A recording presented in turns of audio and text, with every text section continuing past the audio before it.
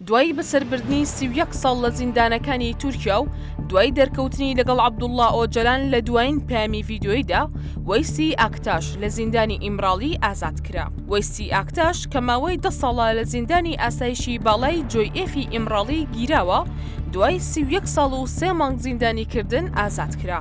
وەیسی ئاکتاش لە دایکبووی شاری ئامەدی باکووری کوردستانە، یەکێکە لە زیندانی کراوە دێرینەکانی کورد. نیسانی 1994 بە تۆمەتی هەڵگرتنی چەک و هەوڵدان بۆ پارچەکردنی تورکیا دەستگیر کرا. لە چەندین زیندانی جیاوازی تورکیا ماوەی زیندانەکەی بردوۆتە سەر. وەیسی ئاکتاش لەو وێنەیە کە لە پەیامی بانگەوازی ئاشتی و کۆمەلگەی دیموکراتی 27 شوباتی عەبدوڵڵا ئۆجەلان و دواتر لە پەیامە ڤیدیۆیەکەی عەبدوڵڵا ئۆجەلان لە 9 تەمموزی 2025 دووبارە هاوشانی گیراوانی دیکەی ئیمراڵی لە پەیامە ڤیدیۆیەکاندا ئامادە بوو. ئاکتاش لە 28 نیسانی 2024 بە گوێرەی یاسای جێبەجێکردن ماوەی 30 ساڵ زیندانیکردنی تەواو بوو، بەڵام بە بڕیاری دەستەی بەڕێوەبەری و چاودێری گرتووخانەی ئیمراڵی ئازادکردنی بۆ ماوەی 1 ساڵ دواخرا. دوای ئەوەی بۆ جاری یەکەم ئازادکردنی دواخرا، جارێکی دیکە بۆ ماوەی 3 مانگ ئازادکردنی دواخرایەوە. دوجار لە 25 تەمموزی 2025 لە گرتووخانەی ئیمراڵی ئازاد کرا. دواخستنی ئازادی دەرفەتی ئەوەی پێدا لە دوایین دەرکەوتنەکانی ئۆجەلان هاوشانی دەربکەوێت.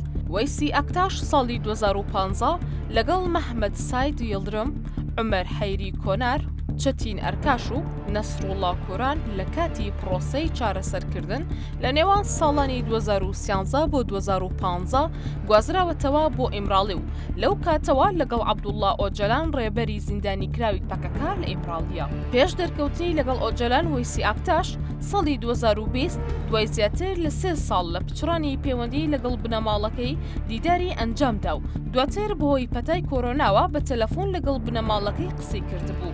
بنەماڵەکەی لەو ڕۆژەوە زانیاریان لەبارەوە نەبووە. لەو کاتەی لە زیندانی ئیمراڵی بوو باوکی کۆچی دوایی کرد. ڕێگەیان نەدا بەشداری پرسەکەی بکات.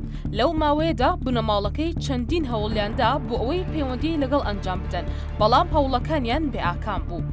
دوای دەستپێکردنی ئەو پرۆسانوێی لە کۆتایی ساڵی ڕابردوو لە تورکیا دەستی پێکردووە کە سوکارەکەی سەردانی وەیسی ئاکتاشیان کردو، دواتجار بە بنەماڵەکەی شاد بووەوە.